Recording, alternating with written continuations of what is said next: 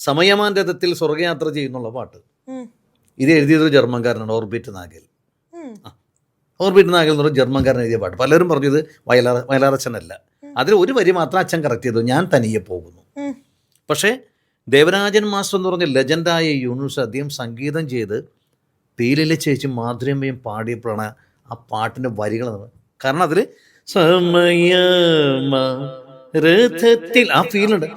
രാത്രിയിൽ ഞാൻ ദൈവത്തിൻ്റെ കൈകളിൽ ഉറങ്ങുന്നു, അപ്പോഴും എൻ രഥത്തിൻ്റെ ചക്രം മുൻപോട്ടോടും. ആ ഫീൽ അതിൽ വരും. അതുകൊണ്ടാണ് ആ ജർമ്മൻകാരൻ എഴുതിയ പാട്ട് ഇന്ന് എല്ലാവർക്കും സുപരിചിതമല്ലേ. സമയമാൻ രഥത്തിന് വെച്ച് ആർക്കറിയാൻ പാടില്ലാത്തത്? ആരെഴുതിയത് ഇന്നും ആർക്കും അറിയില്ല. സംഗീതം ചെയ്ത ദേവരാജ മാഷ് അറിയില്ല, ഓർബിറ്റ് നാഗലെ പലരും അറിയില്ല. അതാണ് ആ സംഗീതത്തിൻ്റെ ഗുണം.